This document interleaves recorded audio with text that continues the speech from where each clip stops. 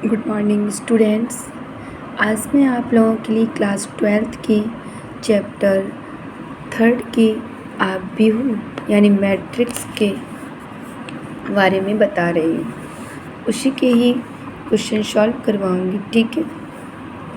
आव्यूह होता क्या है? देखो, गणित में जो आव्यूह होता है वह अदिश राशियों से निर्मित एक आयताकार रचना है।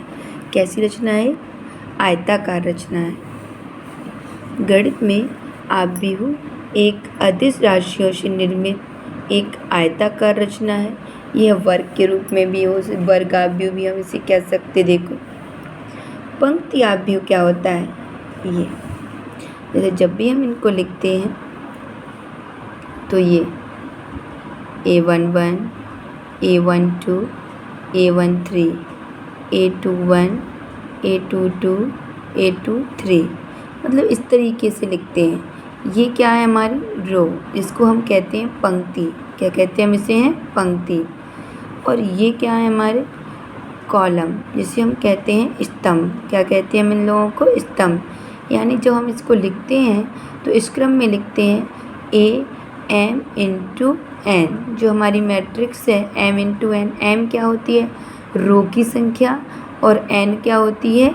स्तंभों की संख्या, ठीक है। तो आव्यूह के प्रकार, पंक्ति आव्यूह, ये रही आपकी एक पंक्ति यानी कि रो के अकॉर्डिंग। स्तंभ आव्यूह, ये एक स्तंभ बन रहा है ऊर्ध्वाधर इस तरीके से। क्षैतिज है तो आपका इस तरीके से हो जाता है। वर्ग आव्यूह, वर्ग आव्यूह में क्या होता है कि रो और कॉलम जो होते हैं वो दोनों कैसे रहते हैं? हमारे सेम। इसमें हमारी कितनी रो हैं? 2। कॉलम भी कितने हैं? 2। यहाँ पर हमारी 3 रो हैं, देखिए, और कॉलम भी कितने बने हुए हमारे यहाँ पर? 3। अब बात करते हैं हम विकर्ण आव्यूह की। विकर्ण आव्यूह में क्या होता है? एक विकर्ण बनता है, इसके एलिमेंट अलग अलग भी हो सकते हैं। एलिमेंट को ही हम अवयव कहते हैं। इकाई आव्यूह, इसको हम I से रिप्रेजेंट करते हैं। किससे करते हैं? I से। उसका जो विकर्ण वाला फंक्शन होता है उसमें सभी जो नंबर्स होते हैं वो 1 1 होते हैं। त्रिभुजीय आव्यूह तो आप जानते ही हो, इस तरीके से ट्रायंगल की शेप में बन जाता है। उच्च त्रिभुजीय आव्यूह यानी इस तरीके से जो जीरोस हमारे होते हैं ऊपर की ओर बनते हैं। इसकी बात आता है, मैं आपको समझाती हूँ परिवर्त आव्यूह क्या होता है। परिवर्त, जिसे हम ट्रांसपोज भी कहते हैं। जैसे कभी कभी लिखा होता है A2 कभी कभी लिखा होता है A⁻⁻, लिखा होता है ना, तो इसे ही हम परिवर्त आव्यूह। परिवर्त आव्यूह का मतलब ये होता है कि रो को हम कॉलम में कन्वर्ट कर देते हैं और कॉलम को रो में कन्वर्ट। जैसे ये लिखा हुआ 1 3 है, यही हमारी क्या है? रो है, और ये भी हमारी रो है। तो इसको रो को तो हम कॉलम बना देंगे और कॉलम को क्या बना देंगे? रो। 1 3 2 4। अब मैं आप लोगों को समझाती हूँ एक्सरसाइज 3.1। आव्यूहों के प्रकार तो मैंने आपको बता ही दिए हैं। आप उसकी कोटि भी बता सकते हो। पहले हम रो को लिखते हैं, इसके बाद हम कॉलम को लिखते हैं इंटू करके, ठीक है। विकर्ण आव्यूह भी मैंने आपको बताया था, अदिश आव्यूह। अब मैं चलती हूँ एक्सरसाइज 3.1। यहाँ पर अभी जस्ट नाउ मैंने आपको समझाया था A11 यानी कि पहला कॉलम है और पहला ही स्तंभ रो है। पहली रो और पहला ही कॉलम। A12 रो तो हमारी पहली है और कॉलम कौन सा है? दूसरा। A13 पहली रो है, कॉलम कौन सा है? तीसरा। A14 पहली रो है और चौथा क्या है हमारा? कॉलम है, ठीक है। तो आव्यूह की कोटि, इसके बारे में तो आप बता ही सकते हो। आव्यूह की कोटि, यहाँ पर हमारे कितने रो हैं? देखो 1 2 3, 3 रो हैं, तो कोटि आपकी क्या बन जाएगी? 3 × 4, ये कोटि हो गई, ठीक है। अवयवों की संख्या, अवयवों की संख्या की अगर मैं बात करती हूँ, टोटल कितने एलिमेंट हैं? एलिमेंट इंग्लिश में मैंने एलिमेंट्स बोलते हैं। नंबर ऑफ एलिमेंट्स, अवयवों की संख्या कितनी दिख रही है आपको? देखिए 12 है। इन्हीं का अगर आप इंटू कर देंगे तो पता चल जाएगा आपको अवयवों की संख्या कितनी है। अब इन्होंने आपसे कहा है यहाँ पर अवयव A13, A21, A33, A24 और A23। तो जस्ट नाउ अभी मैंने आपको पहले रो के बारे में बताया था।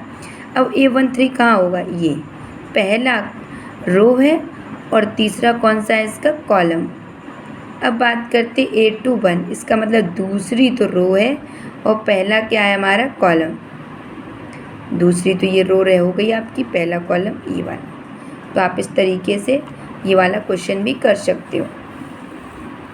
जैसे क्वेश्चन नंबर आपसे सेकंड कह रहा है, यदि किसी आव्यूह में 24 अवयव हैं। कितने अवयव हैं? 24।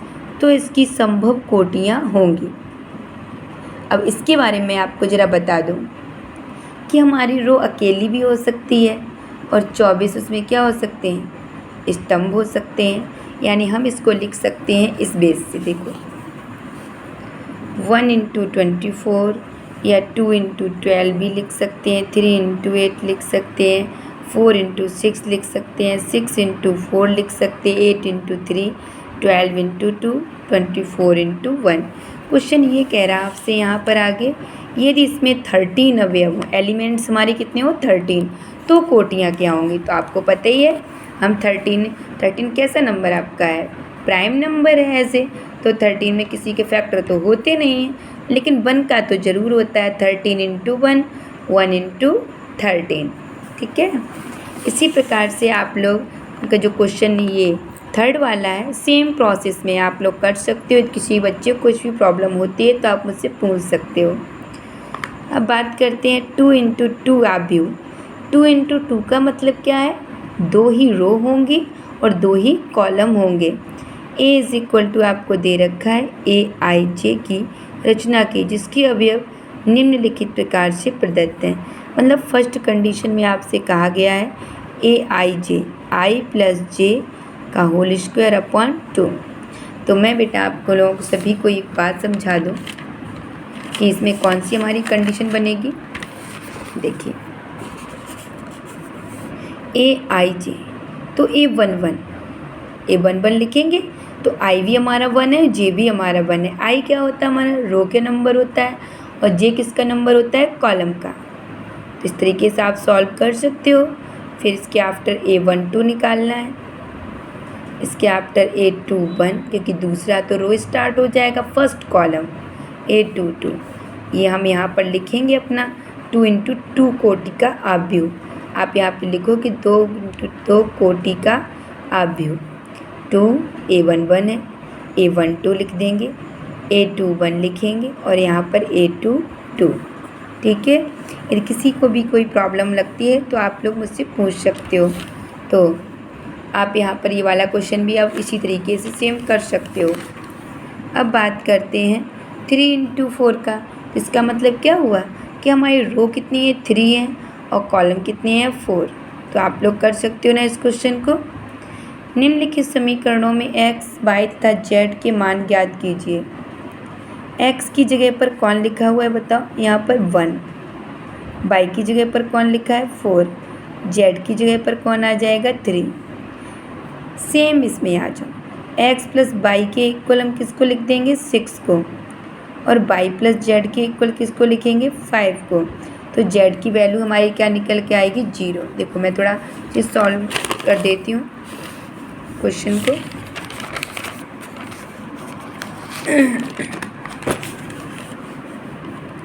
जैसे यहाँ लिखा हुआ कंपैरिजन हम करते हैं ना, तुलना ही तो करते हैं ना एक दूसरे से। यहाँ जो इसका एलिमेंट है वो इस वाले एलिमेंट से बात करेगा। x + y के इक्वल क्या आ गया? 6। तो हम यहाँ से x की वैल्यू निकालते हैं 6 - y, क्योंकि हमें यहाँ पर x y के इक्वल क्या दे रखा है? 8। तो 6 - y किसकी जगह पे पुट कर देंगे हम? x की जगह पर। 6 - y = 8। फिर तो आप यहाँ पर सॉल्व कर ही सकते हो। y की हमारी 2 वैल्यूज़ निकल के आएंगी, 2 और 4। इससे हम x की वैल्यू फाइंड आउट कर सकते हैं, उसकी भी 2 ही निकल के आएंगी। एक तो हमारी 4 निकल के आई और एक क्या निकल के आएगी? 2। ठीक है। अब बात करते हैं इसमें z का फंक्शन देखते हैं। 5 + z के इक्वल क्या है? 5। तो इसको तो आप फाइंड आउट कर ही सकते हो कि 5 + z के इक्वल 5, 5 से 5 कट जाएगा तो z की वैल्यू क्या निकल के आ जाएगी 0। सेम प्रोसेस में ये सारे क्वेश्चन इसी के रेशियो से होंगे। x + y + z के इक्वल हम क्या लिख देंगे 9। इसके आप सॉल्व कर सकते हो। a - b के इक्वल किसको लिखेंगे -1। 2a - b के इक्वल किसको लिखेंगे 0 को। 2a + c के इक्वल किसे लिखेंगे हम 5 को। 3c + d के इक्वल किसको लिखेंगे 13। आप इन दोनों इक्वेशन से a और b की वैल्यू फाइंड आउट कर सकते हो। वो इसमें पुट करके c की वैल्यू निकाल सकते हैं। c की वैल्यू इसमें रखेंगे, फिर इसके आफ्टर हम क्या निकालेंगे d की वैल्यू। एनी प्रॉब्लम, अगर कोई भी प्रॉब्लम होती है तो आप पूछ सकते हैं।